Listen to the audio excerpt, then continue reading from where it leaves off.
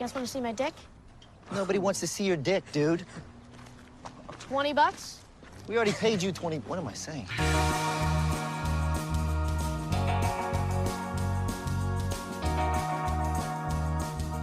Hey everybody, welcome to the Underrated Podcast. It's a podcast where we discuss the films that we feel are underrated, underappreciated, or those have just slipped under the radar and passed most people by. This show is a collaboration of friends, and together we are the Undercast Company. Let's introduce us all. My name is Ariel, and I'm joined by... Bro.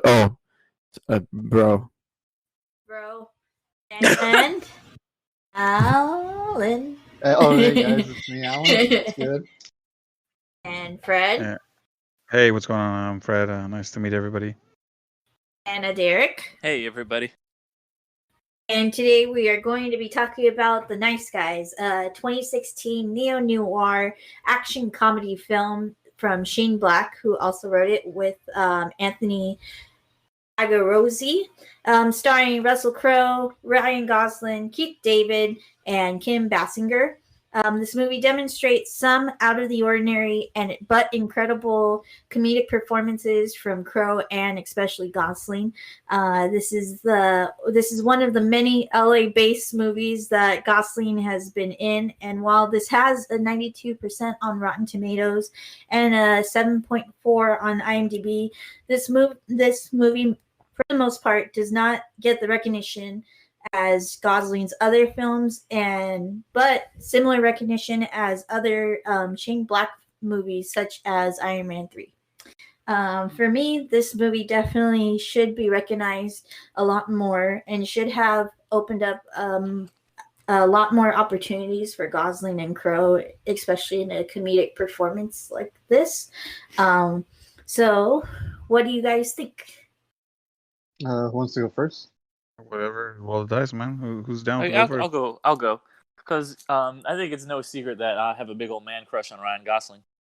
So I was obviously down for this movie. Like, I saw it in theaters when it first came out.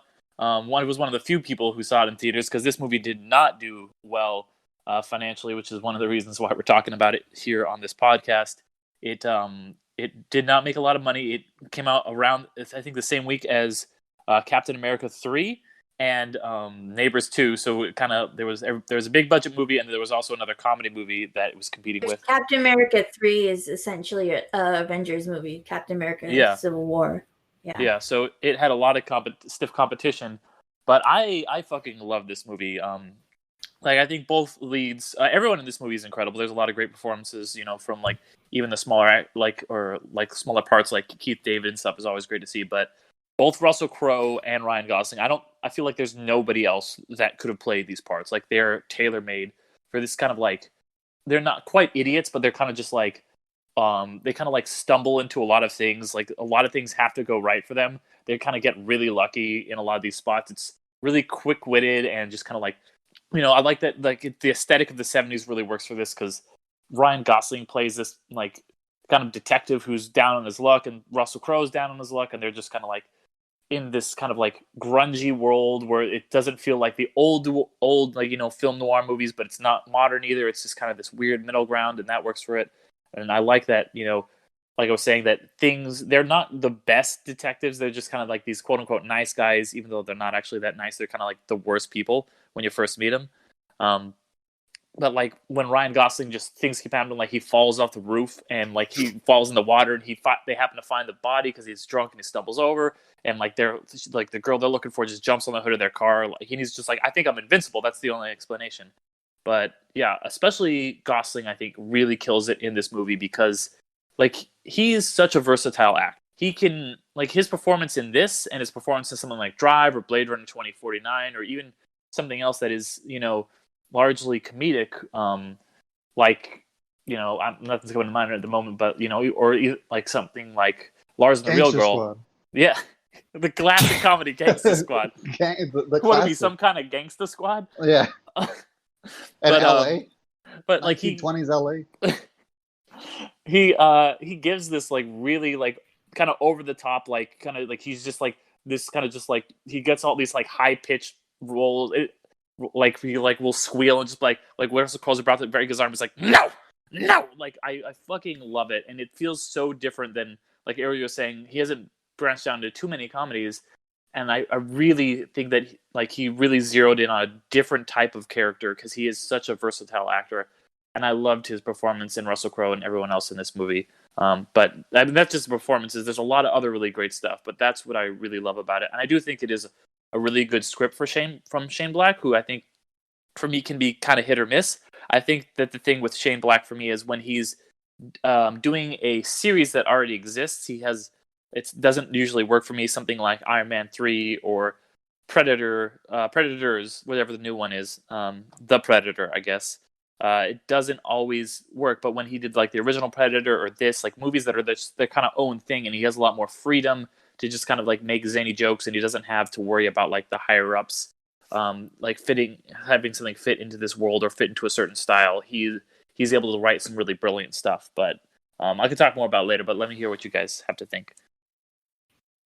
So I want to go off of that before we branch off to other things of the performances on this, and like I said in the intro, just the departure from the characters that they normally play for Gosling and Crowe. Just especially for Gosling, I feel like even in another comedy movie that he was in, Crazy Stupid Love, he was pretty much the straight man and didn't get to branch out into too much comedy in that. That's what I was trying to think of, by the way.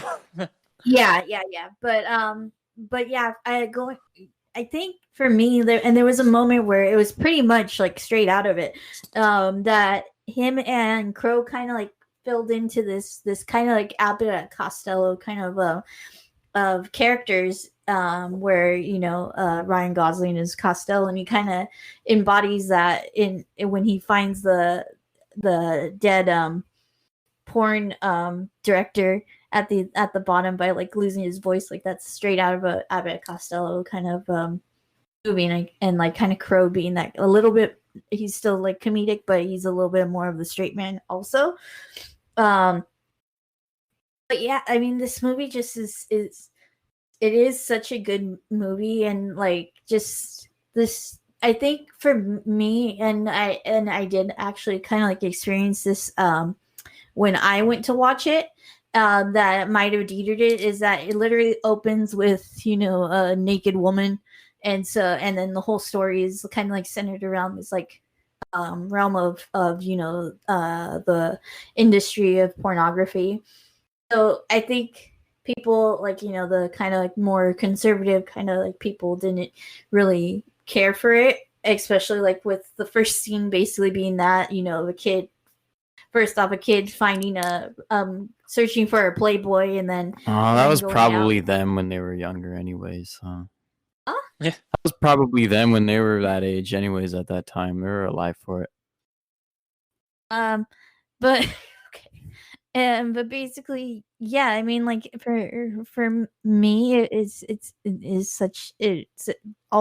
been one of movies that I've always enjoyed watching, and I really, really hope that especially from Gosling, that we get to see, and he does more of these kind of roles, because he just like excels in them. Like he excels in everything, but I mean, just these kind of roles that's outside of especially like like a heartthrob, like like a La La Land or Crazy Stupid Love, again of him like being some form of relationship. It's just kind of sucks. The Notebook, that, like, of course. The Notebook, exactly. And it kind of sucks that like he's in all these good movies, like where he isn't that, like for this and for Blade Runner, where it's kind of outside of his realm of romantic movie, and they're the ones that kind of like they're always critically acclaimed, but they kind of get overshadowed, not as recognized as they should. So yeah, so that's where I am with that. Mm-hmm. Yeah, I was gonna say with this, yeah, I think that especially with the competition that it had, and really being kind of a standalone film, the studio, I felt that they took a lot of risks with this movie, And even though it didn't really pay off financially, it still is a very critical hit. And it just works really well. It's good to see a movie like this kind of take more risks, especially with delving into that field. It involves a lot of world building and a lot of chemistry for something like this to work. And those are risks that you don't really get to see being made in a lot of movies, or a lot of movies of this scale, and they're competing with bigger movies. So I think that's why I think it's earned the reputation that it has, because while it is a critical hit, it is still kind of an out there movie for that reason. I mean, it really captures like like that 70s or 60s, like No, 70s. 70s. I think it was 70s, 70s. yes, 1977. The 70s feel, and like going back to like a movie like Starsky and Hutch, or like the classics of like Starsky and Hutch, and a bit of Shaft, and those kind of like detective movies. Like it captures like that kind of genre really well. Yeah, it does. It's a good representation of 70s like buddy cop movies for sure. Mm. Fred? Oh, I thought you were gonna go on. Two. I'll go. That's fine. I think the movie was cool. I didn't have high expectations when I went in, not because of the actors or anything. I just I never heard about the movie before, so it's the first time I watched it and I went in. It was a good movie. Cracks me up in certain spots, and other spots it kind of pulled me in. I think it had a solid story. I think it worked for what it was in the time, because they show you the elements. I mean, if you're already knowledgeable somewhat of it, I would guess that maybe older people would understand it a little more, or people that I kind of like. So being into cars and stuff like that, you did hear about the gas crisis and a lot of the other issues. So when you see that in the movie, you're already aware of what's going on and when the time is. At the time, the whole Detroit's never gonna go and all this stuff. As a car guy, you know that at that time, muscle cars were a huge thing. But when the gas crisis came, that's when Japanese cars came into play. So when you hear little things like that, those little jokes, not jokes, but so more like a little bit of commentary on it, you kind of get it, because you go, oh yeah, well yeah, Japanese cars did take over. The little 4-cylinders, 3-cylinder engines, cars that came from Japan were the ones that everybody was driving. That's how come people drive Toyotas now and Hondas and all that other stuff, instead of still like Ford and Chevy. I mean, yes, you do, but at the time, that's how they got to come into our market. Mm-hmm. And because of those things. So you kind of see it, and it kind of puts you in perspective of the time frame. The story is pretty cool, environmental stuff. So it all meshes together, it all works together, the smog and all that stuff. They put it in an exciting place. The actors do a good job, but it's expected. They're good actors, When you hear their names, you expect they're going to give you good performances, as they always do, They never miss. So it was good. The humor with Ryan Gosling, it's something that I expect from him. He's a funny guy. I've seen some of the stuff he does, and you can see his sense of humor come out. And even in the more serious movies, he still every once in a while, it's a little smile or it's a little stuff that he does that you kind of get a little bit of a hint of, hey, he can be funnier than what he does, because I think he does the roles well, so he won't be funnier than the role needs to be. He does them well. But overall, I think it was a good movie. I don't know how well it did at the time. I know you guys are saying that it didn't, but it seems like what was it going against? It was Civil War and what? Civil War, and just then that. and then Neighbors 2 actually beat it pretty badly at the box office too. Oh, yeah, Neighbors 2 probably just worldwide made billions of dollars. That's unfortunate for Civil War and Nice Guys, but well, no, yeah, I mean that's the problem that going against those movies. I know Neighbors. A lot of people like Zac Efron and stuff like that. That's the thing, that's another heartthrob. And let's be real, you're going up against Civil War already. They're already taking a bunch of the viewership, And then if you got people that there's diehard people for Zac Efron, so I could see why, as much as Ryan Gosling also has diehard people, there's also a lot of fans that go for the other side, because he's another heartthrob. I mean, Neighbors 2 also, like in the realm of like going comedy against a comedy, like Neighbors 2 is probably more clearly like understood as a comedy. Yeah, it's a lot more commercial. It's Yes. Seth Rogen, Zac Efron, funny time. Because I'll be honest, the movie has humor, but if you were to tell me this was more of a serious movie, I could have taken your word on it. Where it was like a more serious movie with some comedic elements. But yeah, no worries. No, but I was gonna say like you could have easily told me, hey, this isn't a comedic movie. This is a serious movie with some funny elements to it, that move the story along, and I would have believed you either way. Or you could tell me it's a comedy, and I'll go along with it. You know what I'm saying? Like the story itself was a good story, it had good action. Russell Crowe you really believed him as a serious guy, while you really believed Gosling as a more funnier guy to his counterpart. But at the same time, they still did the roles very serious compared to when it's like a full comedy. Even the straight guy, you can kind of tell is like a comedian. Yeah, it wasn't a parody like Starsky and Hutch, where they're both kind of like doing ridiculous things. Like it's funny, but it's not a farce or anything like that. Yeah, no, it's very grounded in reality. That's what I'm saying. When I said like Starsky and Hutch, I was thinking like the actual show, not the. I kind of understood that one because the movie's really was very much a farce of that show, whereas this is more kind of just like a take on it. That's what I was a good comedy, but also a good cop 70s movie. Yeah, it's like I said, it's just because they're so based in reality, kind of where they don't go to an extreme. They're not just funny for funny sakes, but they're funny because they are funny. But they do take the parts where they make you feel like he's a scumbag or things like that, like very serious. So it like I said, the movie works. It's a good movie. But I could see if you were gonna go see a comedy, why maybe if Neighbors 2's out there, you'd be like, oh well, I know for sure that's a comedy, and you might look at Ryan Gosling and be like, oh maybe this is gonna be a serious role. Yeah, I mean, like going back to like the actual story of just like the whole case itself, kind of like it just gets it does it like a really good way of like getting more deeper and more deeper down the rabbit hole of the mystery. Like, at first it's at the level of like, oh, this is about a porn film, and then it goes like, oh no, it's about this whole conspiracy of GM and Detroit, motor companies and like the smog and all this corruption and stuff, and then government cover up and yeah, and then it's like it's set behind the backdrop of this kind of like buddy cop comedy / action movie, and with some pretty like well written characters, especially like Ryan Gosling. Like his character keeps on getting more deeper and deeper and deeper, and then like also like I want to give like a recognition to the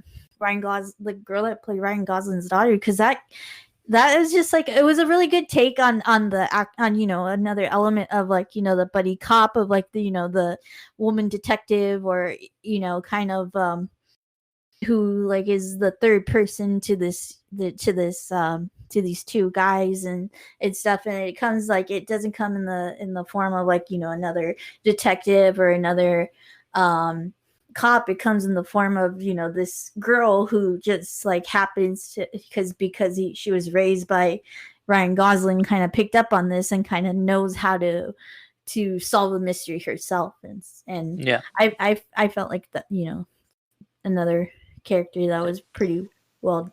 The only thing I never understood with her that it was one of the things was it she was that way because he was a shitty father, or was she that way just because she's that smart? I think both. Yeah. Both. Little column A, little column B. Yeah. But what do you think, Alan?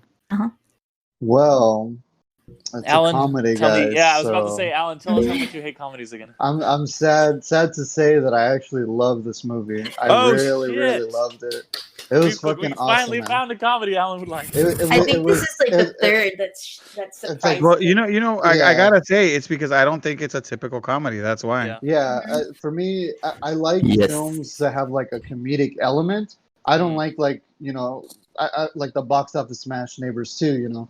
I know with that kind of thing, I fucking hate that. So I immediately was like, I'm not gonna go watch that. But Nice Guys, I was interested in because it's a neo-noir, just like I liked, I always liked Ryan Gosling, and he was in Drive, so I was really excited for that, that movie itself is a neo-noir, Q Kavinsky's Night Call and everything. But Yeah, his performance stole the show for me. I absolutely loved him. I didn't know he had like these kinds of comedic chops. Like I said, like in Drive, he's just so serious and like stoic and quiet. And like in this movie, he's just so funny and loud. And like he has like, honestly, he has the best lines. Like this movie was completely catered for him. Again, my favorite line is he's like, you know who else is following orders? Hitler. And that shit had me dying. I was like, wow, that's awesome. And then he picks it up at the end by like fake Eisen talking Frugen, German. Eigen Schugen. Okay, and then they're like, But the way that was so great. When he falls asleep at the wheel, and then you get that Hannibal Buress cameo. That was awesome. Yeah, I had to look it up because I was like, that voice sounds so familiar. And then I looked it up. And then he pulls it back when they're in the. Yeah. Then they pulls it back when they're getting the film where he's like, pull out that gun that's on your ankle.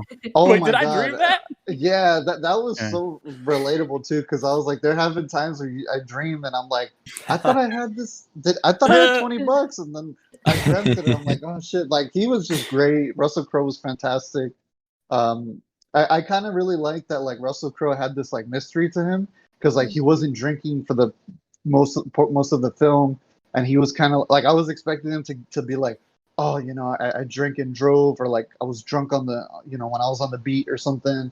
And they're like, no, he just didn't want to drink, like on the job. And then at the end of it, where they solve the case, he's like, all right, now I'm a drinker. I'm like, oh, okay, cool. Like that's, I was expecting this whole like backstory, and they're like, no, dude, You know what? I think it's a whole straight man part of him that he probably, didn't want to steal anybody's money. He didn't want to do anybody's stuff. That he was just constantly trying to, he's constantly trying to do the right thing by everything. And so I think that's the whole, like, that's just the character that he has, where he's constantly like, hey, I'm not going to drink.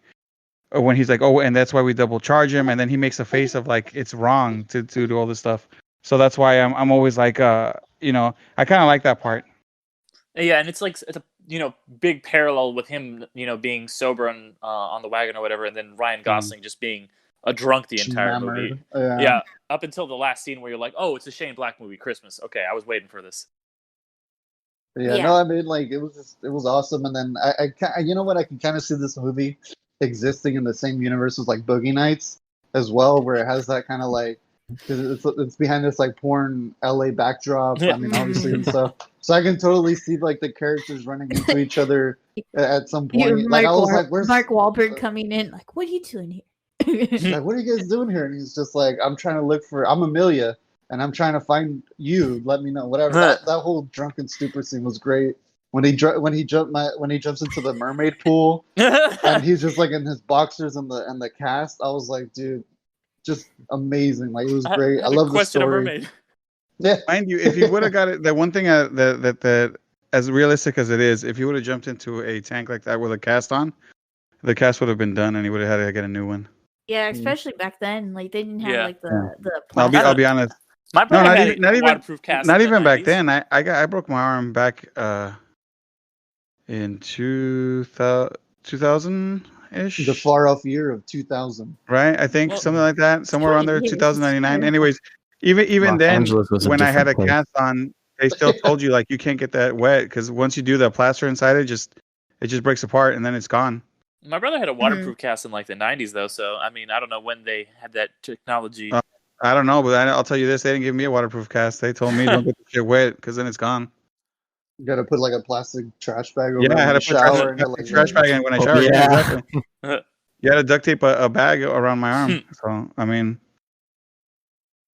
but yeah, I really liked, and I like what you were saying about how it does bring in like real world stuff, like you know about all this stuff about like you know how the cars and the pollution are like causing all these problems, and you know eventually they did kind of go to like cleaner Japanese cars, but like there's like oh yeah, these problems still exist because Ryan Gosling has that line. Oh, was like, no, I'm gonna tell you this: they didn't go to cleaner Japanese cars. They just went to Japanese cars because they ran with less gas. You know, have to fill them much. But yeah, it's like how we're gonna have electric cars in 2 years, and it's like oh shit, we barely are starting to get that now, and it's like you know 40 years later, you know whatever.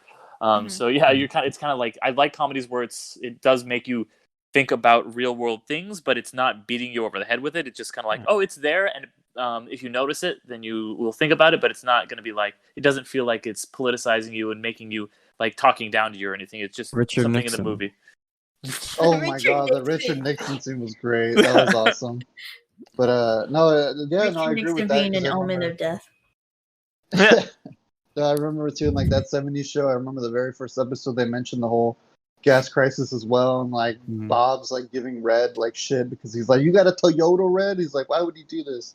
And he's like, "Hey man, gas crisis. What do you got to do?" So I like that it was just kind of like you guys said. It was just kind of a small. Well, it was a big detail, but it was kind of like not the main point of the whole thing. Mhm.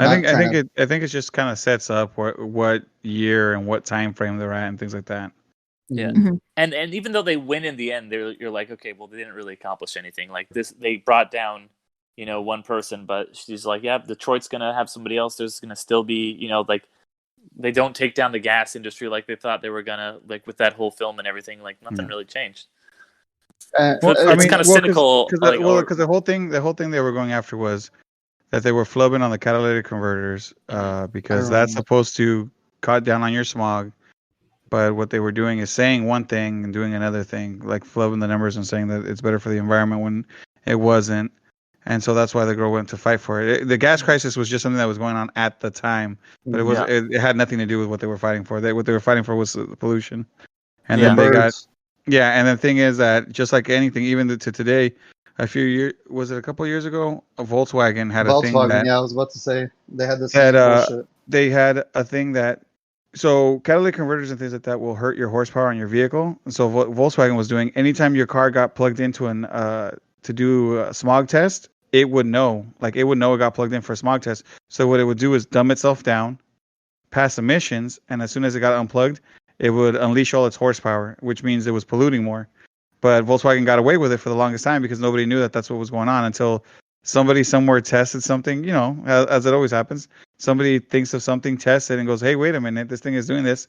And then they figured out that Volkswagen was cheating emissions by giving you basically the car that you want with X amount of horsepower and X amount of speed, and you feel great in it. But as soon as they plug it in, it'll just kind of shut itself down a little bit just to pass. Mm-hmm. And I guess that's illegal because you're supposed to be able to pass emissions at any point in time. Like you're supposed to be within the standard always as it's driving regular, not. But it's one of those things that even to today you still see. Yeah, and like in the end of the movie, they're like, oh, not enough evidence of collusion, and yeah. I love that too. I really like that too. That because Ryan Gosling's character, he kind of foreshadowed it earlier on in the movie as well. Because he's like, you know what detective work really fucking is? He's like, you drive around like an asshole for 2 days, and the only difference is that the sun sets twice. And then at the end of the movie, that's kind of what happens. That they're like, yeah, they solved the case, and they went through all this bullshit, and like the bad guy. Not that the bad guys got away with it, but it's like how Kim Basinger's character said. She's like, Detroit's coming nonetheless. Like it's still gonna happen. And like Russell Crowe's character is like, you're right, dude. You hit the nail on the head. But he's like, hey, fuck you. At least we solved the case, and they got to win at the end of the day. Yeah, someone's getting punished for something that happened. So yeah, very very bittersweet ending, which is my favorite kind of ending. Very much of it. I really like it. It's Chinatown. Well, I mean, I like the ending. I like the ending more than anything because at the end they have hope because you see them both be like detectives together. Yeah. Maybe they're like, maybe we didn't completely solve this case. We solved it. We solved it, but we only got an outcome. But he goes, well, look, now together we can get better outcomes. Mm-hmm. Yeah, and they formed that nice guy's agency. Yeah, because that's like when his hand, the ink on his hand, like the ink on his hand when it rubs off, and it says like you'll never be happy, and then it says, you'll be happy. Yeah, and so it's kind of like that. It's a very character-driven movie, which is more like there is a lot of plot going on, but it's not really that essential. Like the plot of this movie could be completely different, and it's not like Inception or something where you like the plot really really drives the movie. It's like it is like you're watching these two really broken people kind of like learn to be better people, and like kind of Gosling kind of learns not to hate himself, and Russell Crowe kind of learns to like not murder people. I guess is his character development. I guess he's like, I want to be a nice guy. Yeah. Hey. So they kind of, both kind of learn how to be better people throughout this movie. But yeah, I really fucking liked it. The only thing is, I kind of wish. Well, maybe they were seeming to set up for a sequel because it seems like it was very open with the Nice Guys agency. I was gonna say that. I'm not gonna lie. I'm so mad that it didn't do like financially well because I was like, God damn it, I want another one. Oh, you know I what? No, want more. okay, I see where you were going. No, I would be the opposite. I think the movie is good. Sometimes with these kinds of movies, because it's the humor and the stuff, when you try to go for a second time, it doesn't. You want it, but it doesn't always hit well the second time because it's going to be this. They tend to be the same kind of humor, the same kind of stuff. You've already seen it once. I mean, the buddy cop thing, you try to push it too many times. I don't know. I mean, it can be tough. There's multiple ways they can go into the 80s since it was like 1977, 78. So maybe they can do like an 80s type of like Miami Vice kind of thing. But obviously, it's probably not going to happen. But also to Matt Bomer, like I really like Matt Bomer. He's a great actor. Yeah. I wanted more of him. Yeah, and that character in itself is kind of like a departure from Matt Bomer. I mean, he's always played kind of like a carefree kind of guy. I know I haven't seen. There's a show that like the mini series, like anthology show, like The Sinner. I know he was in. That was kind of like dramatic, but I mean, he kind of like took on he was still kind of like the pretty face in a way where she's kind of like except for Doom Patrol. He's kind of like a play off of. I was about to say Doom Patrol. He's amazing in Doom Patrol. Yeah. But just to see him as kind of like this, this kind of like badass like hitman, kind of like was a departure for him as well. And yeah, it would have been I think, but then I think like to see more of him would kind of take away his like mystery, because that's like what the whole thing was about him, is that he just came out of nowhere. He's kind of like a, well, essentially a hitman, just kind of like in and out kind of situation. Yeah, I guess because I got spoiled with him from Doom Patrol, I was just like, no, I want more of him. He's so great because like his arc in Doom Patrol is amazing. Have you ever White Collar? No, I haven't seen. Oh, watch White Collar. TNT, we know drama. Mm-hmm. What? No, it's USA. I was gonna say I agree with you. Like the way he came in. Oh, characters welcome. Okay. Oh well, no, I was gonna say when you see him come in, the way that you don't see him, but you see that what he does as people are bleeding out and dying. Oh yeah. And like flying out the window, I think that was really good. That really sets him up as like this most badass assassin that you. And then when the first time you see him with the daughter kind of walking in, that really like almost makes you feel like, oh shit, the stakes are really high with this guy. Not only that, but I think it works for him. Like, the first time you're aware of him, you don't actually even see him because they go to the. That's what I was saying. That when he's in the hotel, just cutting people's necks, all you see is the aftermath, but you don't really see him. So it really makes you think like, oh shit. And that's what I'm saying. Like I don't know if knowing too much of him would make him like water his character down, because he seems like such a professional assassin. To the point that, because that's what you see. You just see a guy like by that hotel just holding his neck because he's just bleeding out. And then when you see them pop out that straight razor walking towards the girls, you're like, oh, someone's gonna start bleeding out their neck right now. Like he's gonna chop up necks. Yeah. So I mean, yeah, I think the way they did it all worked out like perfectly. Like it's well choreographed. Even their action scenes are well done to where they don't push. They push the envelope enough. They're not outrageous. They're pretty realistic. Yeah, they're not outrageous. Yeah. Yes. Mm-hmm. But they still have that like good comedic kind of balance as well. Well, like yeah, because when Ryan Gosling's just eating shit all over the place and he falls off the convention building and into the pool, like that was all great. Well, just alone with a scene with the assassin, they go up the elevator, they open it up, they're gonna be badasses. Like, they're gonna be heroes. And the guy throws out, and then they just hit the button and they start coming down, and then the guy comes out the window. That alone, like they're not doing too much, but that alone, the way they look on their faces, the way they act, the way they go back in, that's where you get the comedic sense that they don't have to be over the top like waka waka ha ha ha. No, you know, it's just their actions are what's funny. And that's what I was saying. Like it is kind of like an Abbott Costello kind of like comedy, because it's this subtle comedy that is just very much like based on the actors themselves, like reactions, like their faces, like you're saying, and things like that is what the comedy is based on. and just it's just the subtlety of the comedy that is, like nowadays some comedies are just, they get pretty much over the top, and it is a refreshing thing to like once in a while see this comedy that's just a subtlety. Yeah. I totally agree. Any closing remarks? Will we recommend this? I do. I recommend it. I think it's a good movie. Yes. Yeah, I definitely got to recommend this one. This is very like Sergio. I think you got a good pick here because this is a very under the radar, really funny movie that has some drama and it has some heart, and it's just a great character driven movie. This was my pick. Yeah, this was your pick. This was your pick. Ariel, did you pick this and just tell it was Sergio's pick? I thought it was your pick. This has been his pick. He was never like sure if it was like it fit our criteria. Wait, I was just Criteria. watching my But- Ryan Gosling Los Angeles movies. But recently, Watch Mojo did say that like they claimed that this was an underrated movie. So I was like, see? But who cares about Watch Mojo? We I was make like, the rule Derek here. wrote Hey. this.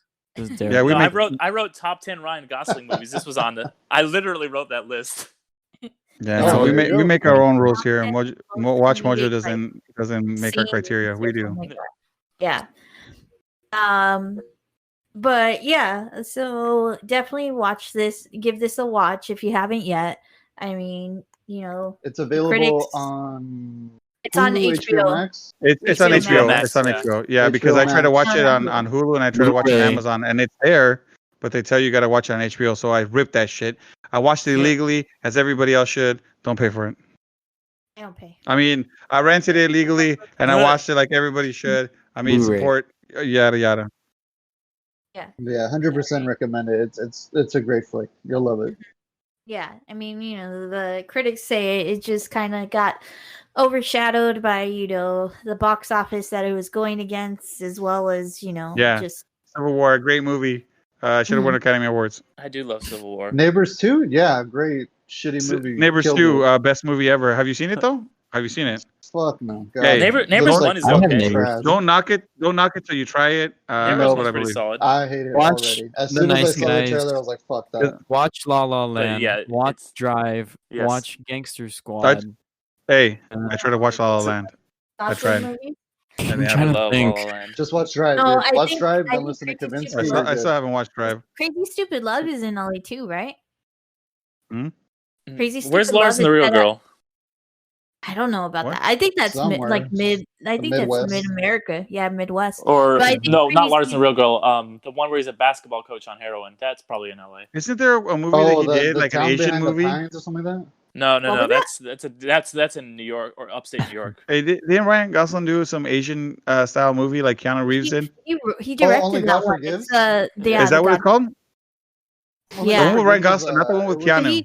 He Oh. directed that one, Who? I think. We Or he- directed No, it was what? Nicholas. No, that it was- was Nicholas Redfin. The same. Yeah, guy it who was Drive. from the maker of Who did Drive. Drive. Oh, Director Yeah. of Drive as Yeah. well. okay.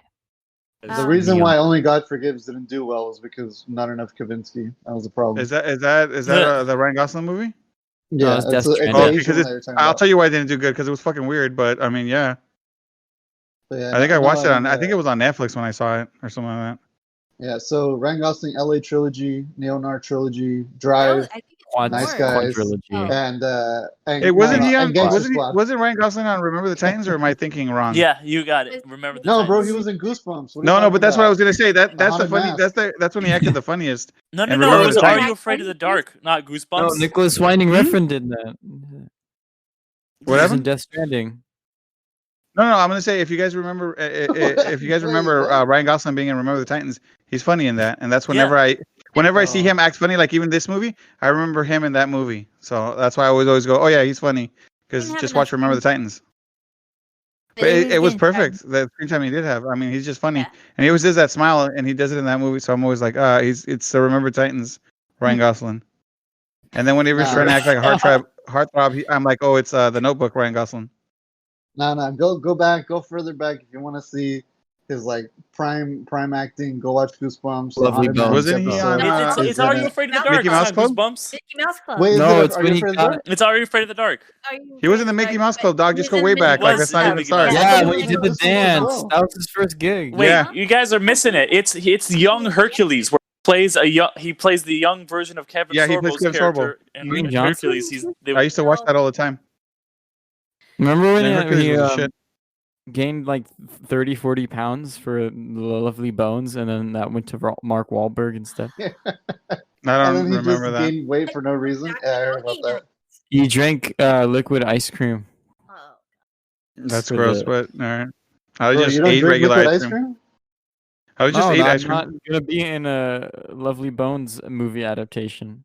I was gonna say, did he lose That it to movie Christian was- Bale? Because that fool can gain weight and lose weight like nobody's business. Oh man. Anyway, go and have yourself a Ryan Gosling marathon and start with this Gangster one. Squad. Yeah. Yeah, and then go watch Gangster Remember the Squad. Titans Don't because watch that one's anything a else good other movie. than Gangster Squad. Gangster Squad is okay, but it's not good. It's I've never seen that It's movie. whatever. It's okay. Okay. Yeah. Look at the poster. Yeah, It's the a very- poster's enough. Go watch the nice Yeah. guys and then go watch the other guys and then compare and contrast. They both have situations where you should have aimed for the bushes. Yep. Okay. All right. Okay. Oh, The Big Short. See The Big Short. That's a fucking good movie. Oh, Butch Cassidy. Just have a Gosling marathon and Oh, and just be watch happy. them all. Yeah, Just yeah, watch all exactly. of Ryan Gosling movies. Just go down the list of the top 10 Watch Mojo Ryan Gosling movies. Moonlight. All right. All right. Moonlight. Okay. Thanks for listening, everybody. Hit that subscribe button on your podcasting app and to make sure that you're always notified when a new episode of this show comes out, and continue to hear us babble. And please, if you're willing, give us a rating and a review. It really helps and lets us know what else you'd like us to talk about on here. Once again, we're the Undercast Company. And also, if you're looking for conventions, not so much right now, but I did post about DC fandom things.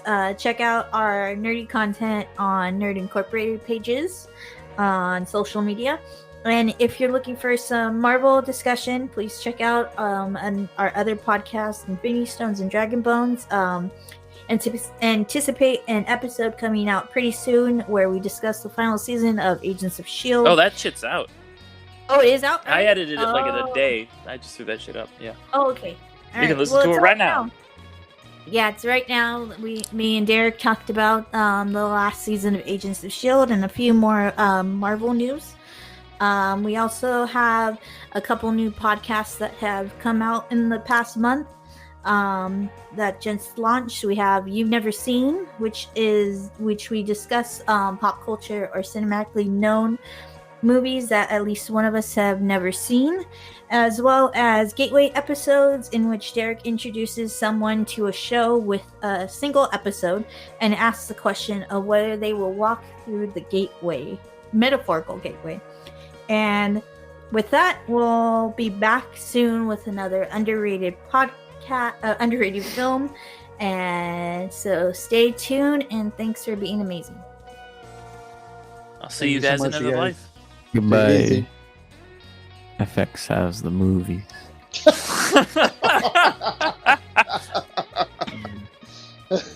Shit.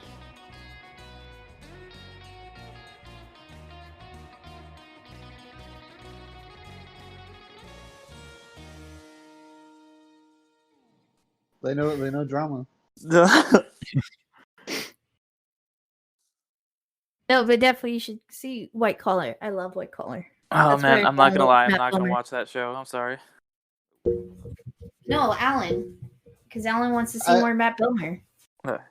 Just want to see him naked.